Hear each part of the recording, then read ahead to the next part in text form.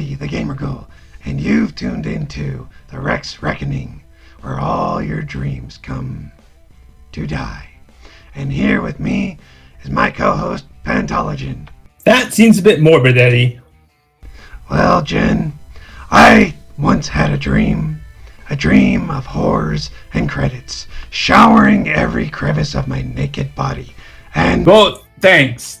Now I have to scrub my brain with sandpaper to get those images out of my head. Now you know how I feel. My dreams, too, have died. Instead, I'm wasting my talent here on this show. Talent aside, let's get started with the new weapon updates. Like with the ship designs, David Seib mentions that the weapons will have a brand look to them, bringing a new kind of insight to knowing the capabilities of one's enemy. So when you get snapped in the head, you know it came from a quality weapon. Moving to level designs. First, we got Ben Dare Done Dat. Anyhow, Ben tells us how he's been working on a module system for the satellites. The modules make building these sats quick and functional for their design. He also notes that players should be able to tell what kind the sat is from the distance and what modules are used and which to target when procuring currently unused resources. Tobias, on the other hand, had talked about planetary location modulars. The first go will include small camps and research facilities. Larger versions are in the works, however, 3.0 will only hold the first iteration. Community updates reveal that the Bomber of the Year was announced. The Retaliator won over the Gladiator, proving that size does matter. How would you know? TwitchCon can expect prominent members of the CitizenCon in attendance. With 2.5 weeks more until CitizenCon, excitement is building. Bring music inspired by Star Citizen is MVP winner Uthor Riley. Woohoo! More vision stabilization. Ivo Hezerg talks about the unusual aspects of FPS within Star Citizen, and that the actions in first person are determined by the third person body. Ivo. He sounds like an old 70s villain. Anyways, he then went on to talk about eye stabilization, which is what we currently have in the PU, shown here. And then about how the final fix was found. Get this. And how some birds keep their heads still, even as the body moves. Amazing. They created a full-body IK system that allows control of hands, legs, and head independently, and a special IK for the hands while in first person. Something I found rather interesting was how Ivo said the bullets in Star Citizen spawn at the barrel of the gun, changing gameplay for all those people who like first-person shooters. You know who you are, and you know you cheat. Right, on to breaking the game.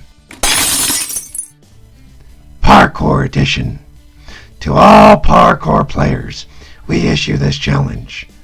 Find your way to each location and send us a postcard, screenshot, and add a comment and screenshot of you there.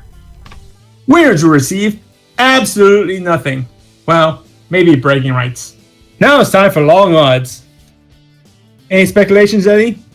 Well, one thing that I noticed was the satellite and location modules. Now, before we get into this, I want to note that in the RTV, they specifically answered one question about satellites and the fact that satellites can be damaged. The modules themselves can be damaged.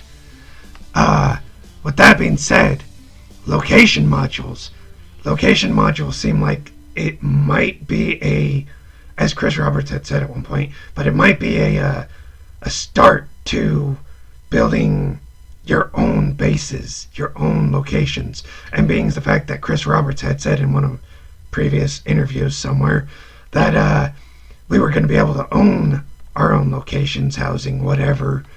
I figure this is a likely situation Are you still trying to get your own little pirate base? No, I'm not. I'm trying to set up a brothel. Didn't I tell you about that? Oh, yes, the brothel. Yes. With the space condoms and all that, yes. Yeah. Well, this will be a planet-side brothel. A brothel, a bar, a viewing room, if you're into that kind of stuff.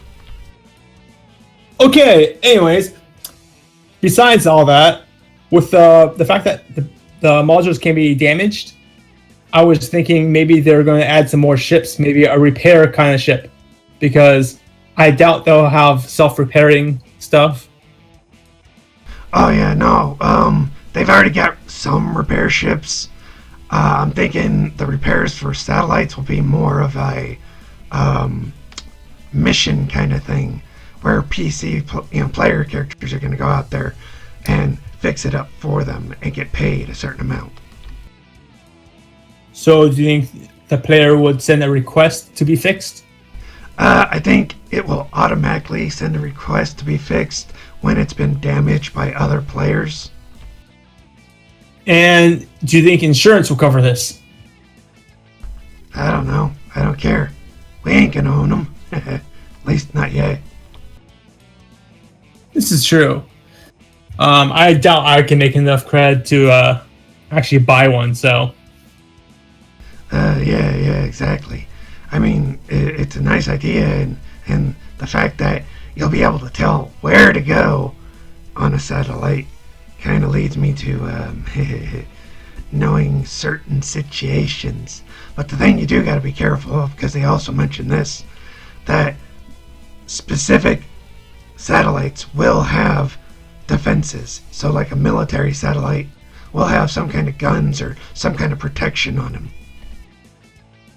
I believe it's the guns and shielding. Yeah, that's why you tell pirates where they're at, and then you go and clean up. Now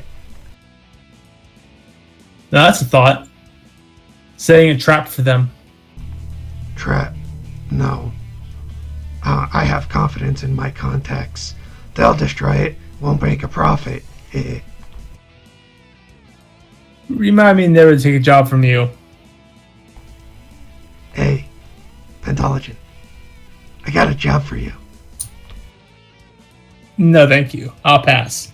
This one's nightmarish enough. Alright, well, I think that's that for us, folks. And remember, if you're not sure who you're voting for, vote for me, Eddie, 2016. I won't do a damn thing for you Americans. But I'll be honest about it. Or, you could just like, comment, and or subscribe. That works too.